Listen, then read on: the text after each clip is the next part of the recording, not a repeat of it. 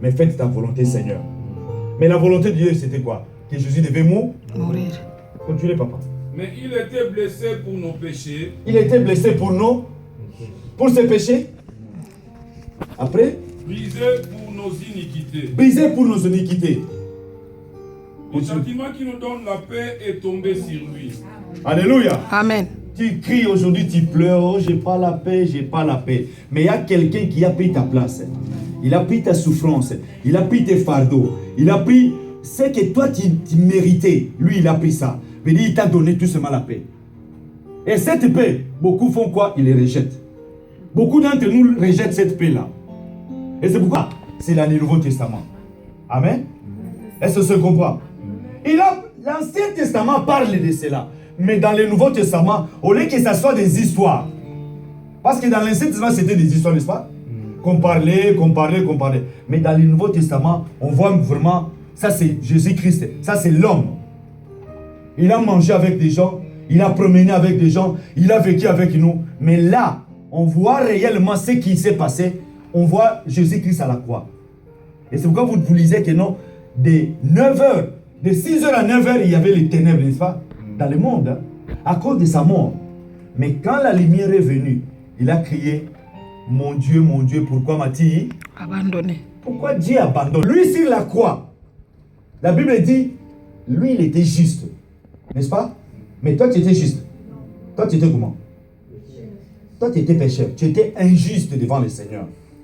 Mais il y avait quelqu'un qui a pris ton injustice, qui a pris tes péchés, qui a pris tes maladies, qui a pris tes souffrances, tout ce que toi tu méritais, tout ce qui était en toi, lui il a pris sur lui, n'est-ce pas? Amen. Et il est parti à la croix. Et quand il prend tes péchés, est-ce qu'il croit que Dieu est avec lui?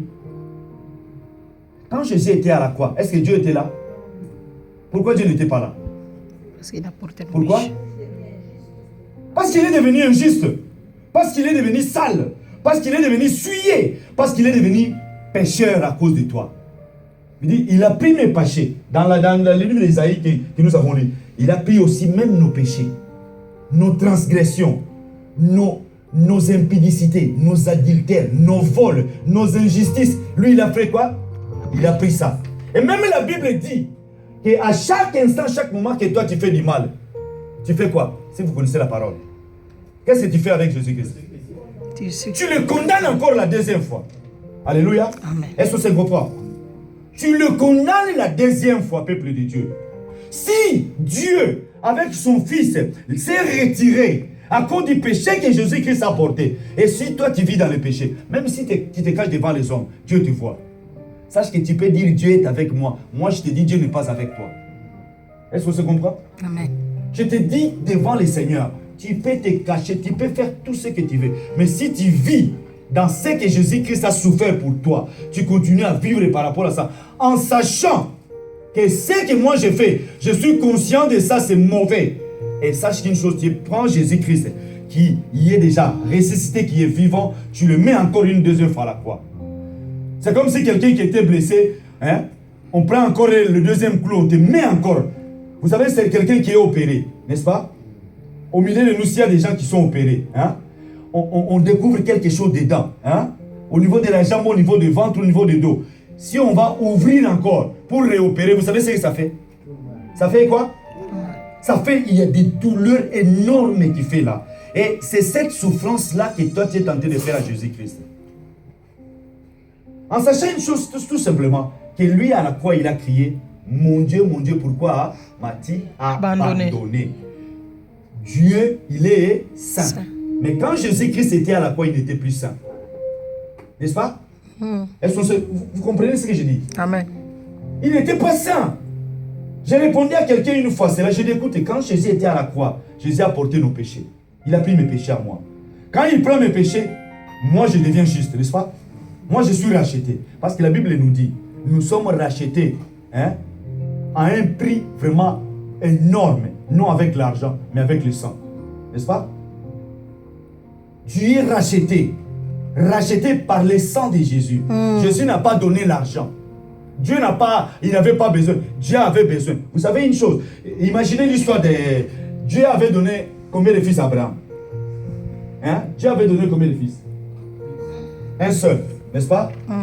Mais qu'est-ce que Dieu dit? Il demande à Abraham combien? Il demande à Abraham l'argent? Non. Dieu revient encore. Dieu donne à cet homme un fils. Dieu revient encore, il dit, donne-moi ce fils-là. Parce que Dieu avait besoin de sang. Il avait besoin de sang. Et en cela, nous sommes rachetés. Si tu sais que nous tu es racheté par le sang de Jésus, tu dois vivre dans la crainte de Dieu. Tu dois vivre dans la sainteté, en sachant que non, tu peux bouger un peu. Tu peux, comme on dit à l'Ingala, tu tapes un peu le pied comme ça. Mais que ça ne soit pas d'habitude. Parce qu'aujourd'hui, l'Église du Seigneur vit dans les habitudes du péché. L'Église du Seigneur est devenue faible parce que Dieu saint, il n'est pas là au milieu d'eux. Je lis quelque chose parce que Dieu est le péché. Vous savez cela? Et vous comprenez? Dieu est le péché. Dieu haïsse les péchés, mais Dieu aime les pécheurs. Amen. Alléluia. Amen. Dieu aime les pécheurs. Et si Dieu aime les pécheurs, Dieu te demande, maman, Dieu te demande, papa, tout simplement une seule chose, vis comme lui veut. Alléluia. Amen. Et si je vous parle de cela parce que je sais une chose, Dieu a besoin de son peuple. On peut être rempli de ces lieux. On peut être nombreux de millions, de millions, de millions. Mais Dieu ne regarde pas des millions, mais Dieu regarde ton cœur. Amen. Si nous sommes 1000, mais parmi les 1000, il y a seulement 3, 4, 5 qui sont dans la sainteté, Dieu va sauver les 5 là. Écoutez, Dieu n'a pas pitié. Dieu, quand il a tué au temps de Sodome et Gomorrhe, il a sauvé une seule personne avec sa famille. N'est-ce pas? Dieu, quand il a tué au temps de Noé, il a pris Noé avec ses enfants. Parce que Dieu parle. Dieu te parle encore une fois.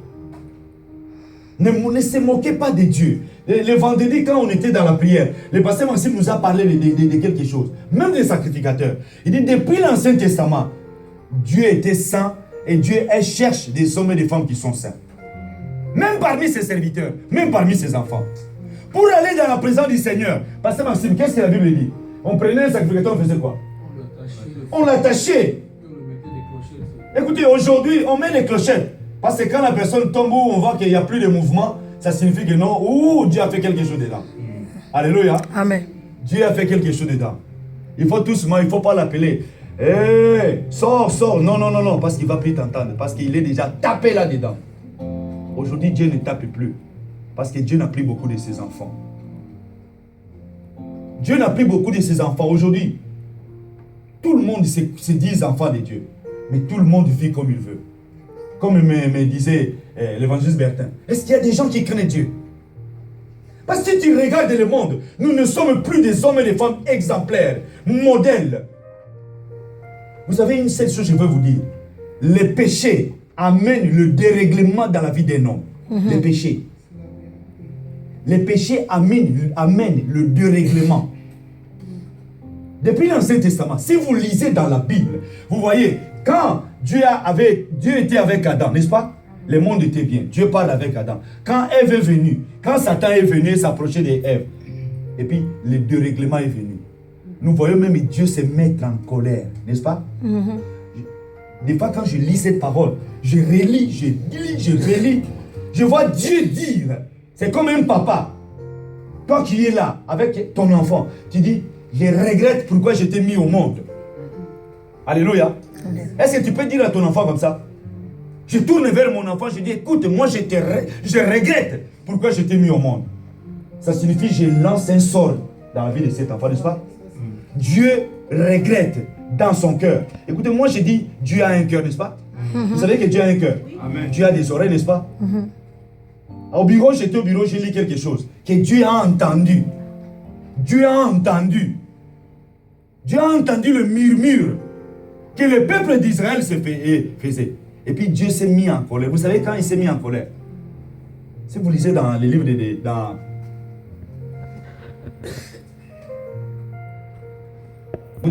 quand Dieu se met en colère, tout autour, c'est comme nous on est là. Hein? Dieu se met en colère, il allume le feu tout autour du camp.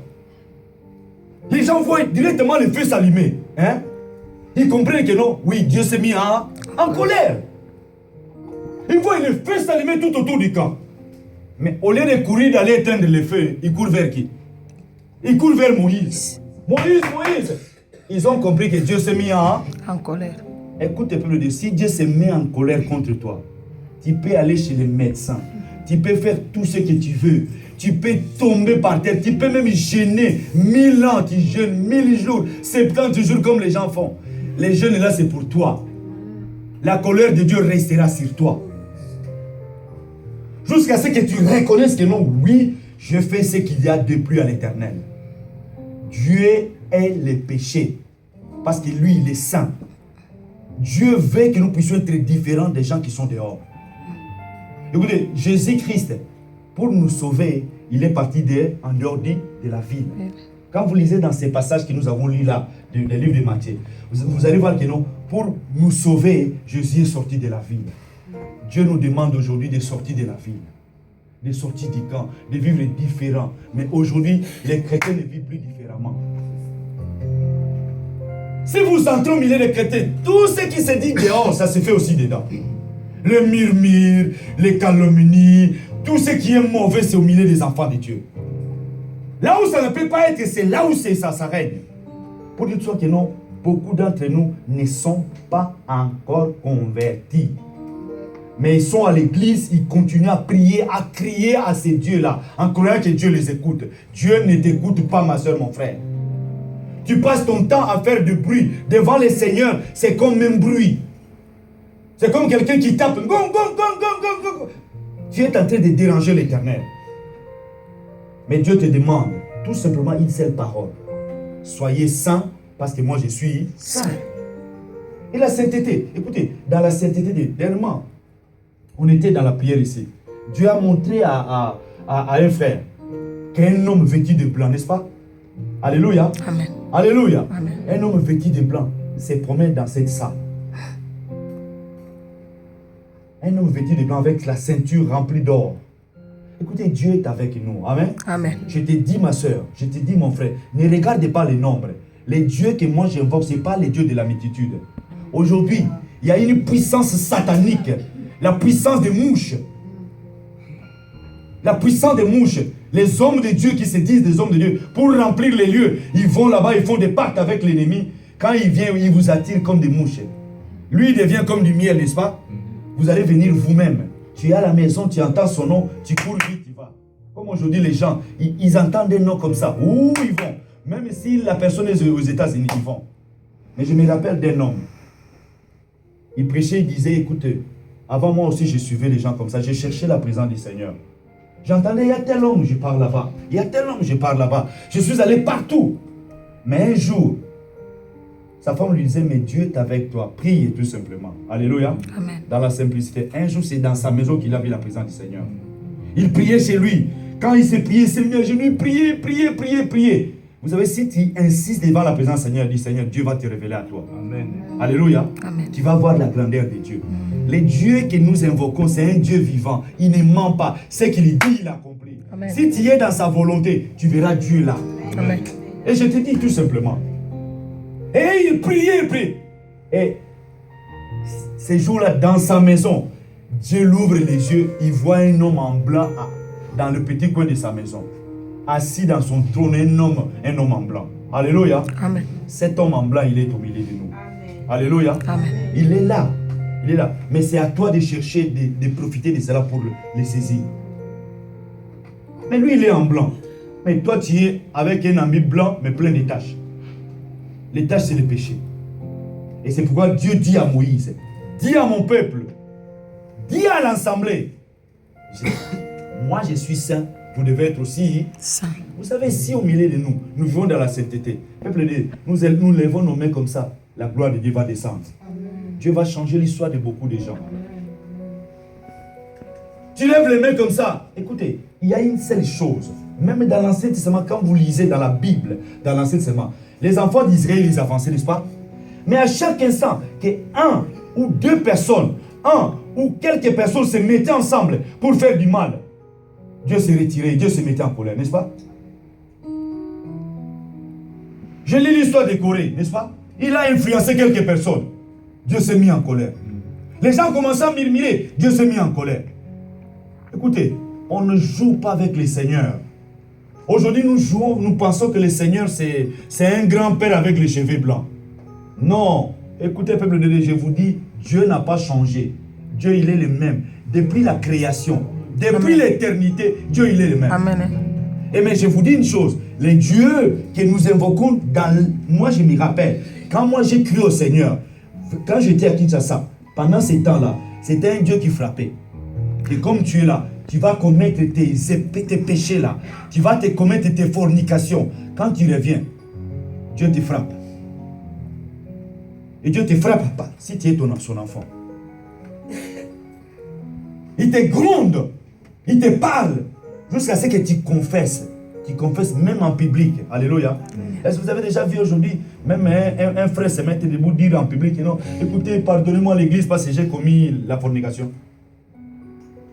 Allez dans des grandes assemblées là.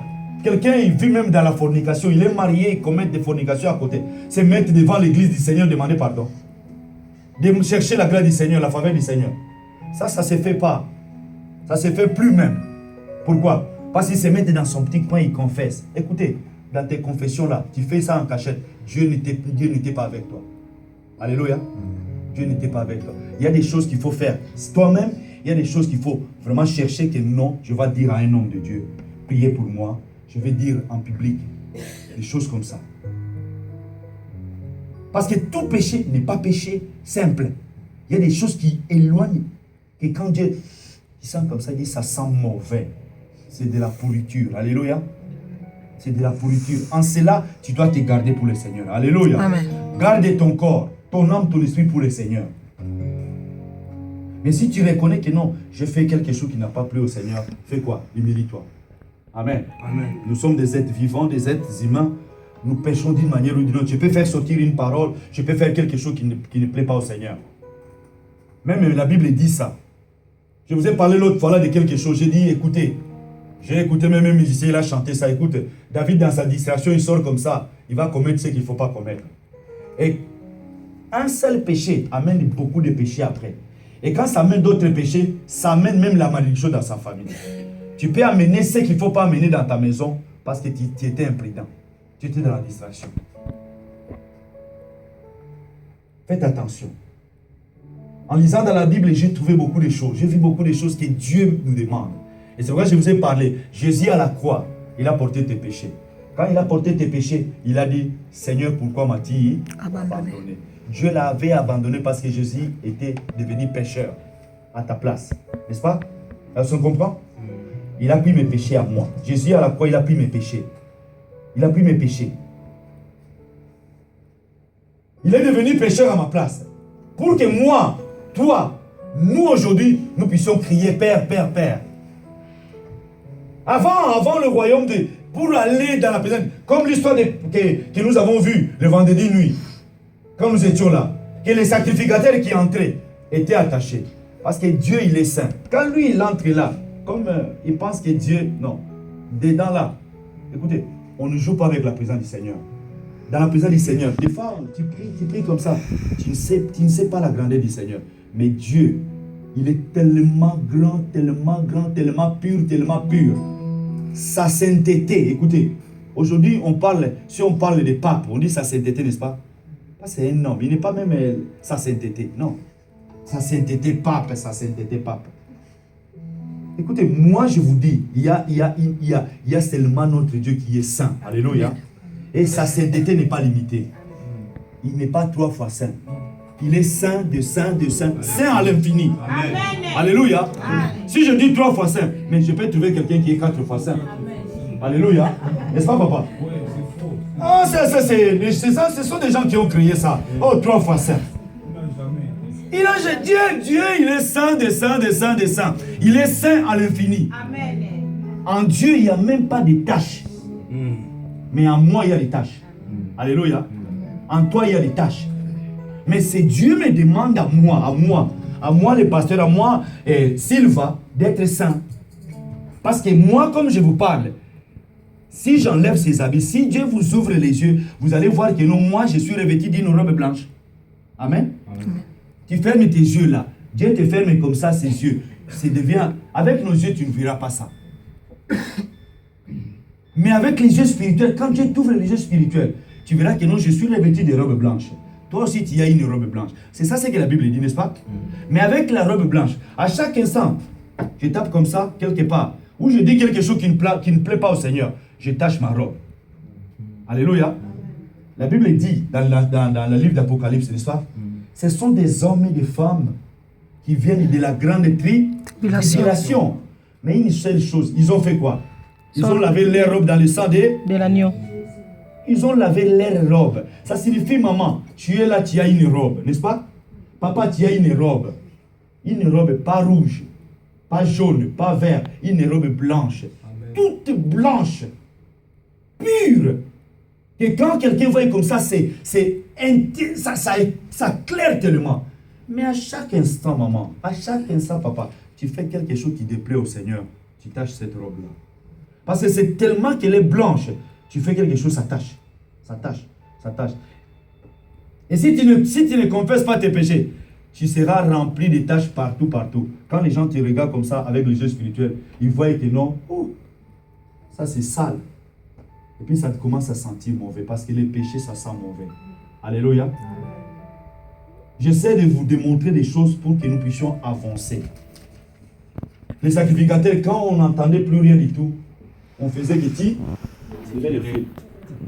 Vous tirez le cadavre. Mais c'est un sacrificateur, n'est-ce pas? Mais Dieu nous a fait un royaume de sacrificateurs. Quand toi tu t'approches de Dieu, tu entres. C'est comme on dit, il y a 3 parties ici. Il y a là, il y a là, il y a là. Avant, il y avait les rideaux, je vais les remettre dans les jours à venir. Il y avait les rideaux là. Là, c'est la partie très sainte, n'est-ce pas? Mais dans l'Ancien Testament, les gens n'allaient pas ici, n'est-ce pas? L'église, le peuple, l'assemblée, c'est limité dehors. Ils amenaient leurs animaux. Tu pêches, tu amènes le brebis, on fait quoi? On coupe, on verse le sang. Mais notre brebis à nous, notre agneau à nous, c'est qui? Jésus. Jésus. Dieu, c'est pourquoi la Bible dit, nous sommes rachetés par un sang précieux, par le sang précieux de Jésus-Christ. Non avec de l'or, non avec de l'argent.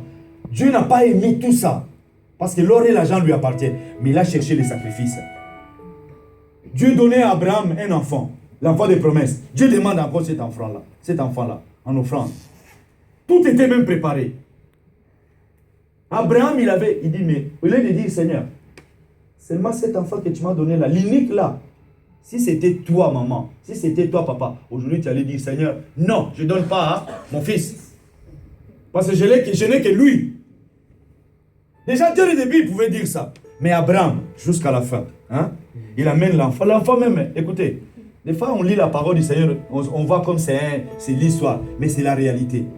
L'enfant demande, mais papa, tu m'amènes, on va pour faire des sacrifices, offrir à l'Éternel. Mais c'est où l'animal? Mais papa pouvait dire, l'animal c'est toi. Alléluia. Abraham pouvait dire à son fils, Isaac, mais c'est toi que je vais sacrifier. On dit non, Dieu va faire quoi? Pouvoir. Dieu va faire, Dieu va pourvoir. Il va pourvoir, c'est toi. Je regarde comme ça. Dans le cœur, il pleurait. Écoutez, il dit, toi, je vais me dire. Il y a beaucoup aujourd'hui. C'est comme on dit, les samedis, on fait des prières. Il y a beaucoup de gens au milieu de nous. On les a préparés déjà la table. L'autel pour être sacrifié par l'ennemi. Tu peux te promener comme ça, mais tu es sacrifice quelque part. Sacrifice de l'ennemi. Et puis arrivé là-bas, Abraham prend son fils, il attache. Il le met là-bas. Il soulève même les couteaux, il voulait couper. Et puis c'est là où la voix de Dieu a parlé. Amen. Alléluia. Amen. La voix de Dieu n'a pas parlé avant. La voix de Dieu ne parlait pas avant parce que Dieu a besoin de voir jusqu'aux dernières minutes. Je te dis, maman, papa, dans tes souffrances, dans tes problèmes, Dieu va t'amener jusqu'aux dernières secondes. Jusqu'aux dernières secondes. Et il y a beaucoup de gens qui attendent que non, j'attends que Dieu fasse quelque chose. Nos pensées ne sont pas les pensées de Dieu. Mes voix ne sont pas les voix de Dieu. Écoutez, moi ce que je pense aujourd'hui, je ne sais pas ce que Dieu prépare pour moi demain. Qui pouvait imaginer qu'un jour, nous vont être ce que nous sommes aujourd'hui? Moi je ne sais pas ce que je pouvais être aujourd'hui. Là aussi j'étais à Kinshasa, je ne sais pas comment je pouvais être. Mais Dieu savait ce que je serais. Le lendemain, même l'après-midi d'aujourd'hui, de ma vie, c'est Dieu seul qui le sait. Amen. Mais c'est que Dieu me demande à moi d'abord c'est d'être un avec lui. Lui, il est saint, moi je suis saint. Que je sois un avec lui. Écoutez, peuple de Dieu, ne suivez pas ce que les gens disent. Aujourd'hui, les gens suivent des hommes. Suivez les miracles. Tu vas aller avec des miracles en enfer. Alléluia. Suivez les gens, suivez les hommes, suivez tout ce que vous pouvez suivre. Aujourd'hui, c'est de l'accomplissement de la parole du Seigneur. Tu suis quelqu'un, mais cet homme-là, s'il n'est pas dans la volonté de Dieu, s'il ne te prépare pas, tu seras parmi les 5 vierges folles. Parmi les 5 vierges folles. Ce sont des vierges, mais ce sont des folles. Mais il y avait 5 aussi qui étaient Sage. Ils étaient combien? 10. 10. Et c'est la parole du Seigneur, n'est-ce pas? Mais parmi les 10, Dieu dit 5 sages et 5 folles. Mais tous les 10 se préparaient à la rencontre d'un seul époux. Écoutez, on peut être 1000, mais parmi les 1000, Dieu sait qui est qui. Amen. Dieu sait qui est qui vient pourquoi. Tu peux venir là à cause de quelque chose. Dans ta tête, ce que tu caches dans ton intérieur, Dieu sait ça. Tu es venu non pour l'éternité. Tu es entré avec les autres en camouflage. Dans cette camouflage, Dieu te voit. Dans tes péchés, Dieu te voit. Tout ce que tu peux faire en secret, en cachette, Dieu te voit. Et puis quand tu chercheras la bénédiction du Seigneur, tu peux avoir même la bénédiction du Seigneur. Mais cette bénédiction-là, ça va être comme un fardeau qui va t'amener jusqu'à l'enfer. Et puis à l'enfer, tu vas dire, Seigneur, mais moi j'étais guéri, non? Moi, j'étais béni, non? Tu m'as donné une épouse, tu m'as donné des enfants, tu m'as fait ça. Dieu va te dire, mais regarde ta vie, comment tu vivais. Soit je dis, les péchés amènent le dérèglement de ta vie. Quelqu'un qui est marié, quand il commence à pécher dehors, ça va amener déjà le divorce dans sa famille, n'est-ce pas? Ça amène le divorce dans sa maison. Et les enfants, jusqu'à ce que si, dans ces divorces-là, il n'y a pas accord, les enfants vont être placés. La maman, elle est là-bas, le papa, il est là, les enfants sont ailleurs.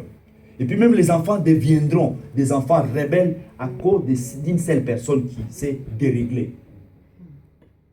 Les péchés ne jouent pas avec ça, peuple de Dieu. Les péchés t'amènent directement, polé jusqu'en enfer. Dieu va faire seulement comme ça, toute ta vie sort devant lui. Ne jouez pas avec les péchés. Alléluia. Amen. Il est saint, c'est lui qui nous a appelés. Ici, dans cette assemblée, dans ces lieux, au nombre que nous sommes là, nous invoquons un Dieu saint. J'invoque un Dieu saint. Et dans sa sainteté, il est vivant aussi. Amen. Amen. Il est vivant, il est là. Et Dieu demande tout simplement que tous ensemble, nous puissions être lavés par l'eau de la vie. Alléluia. Amen. L'eau est là. La parole que j'annonce, que les hommes de Dieu annoncent à ces lieux. Je me rappelle, le mercredi, l'évangile Berthe nous a parlé du péché. Le vendredi, la nuit, le pasteur Maxime est venu avec ça. Hein? Et moi, je vous annonce, c'est pourquoi j'ai pris cet exemple. Je dis, écoutez, lui-même Jésus-Christ, il est à la croix. Il écrit pourquoi Matthieu a abandonné. Si Dieu a abandonné son fils à cause du péché, et si toi tu es dans le péché, Dieu est avec toi. Dieu abandonne son propre fils, Dieu le met à côté. Et le fils écrit, Seigneur mon Dieu, pourquoi m'as-tu abandonné?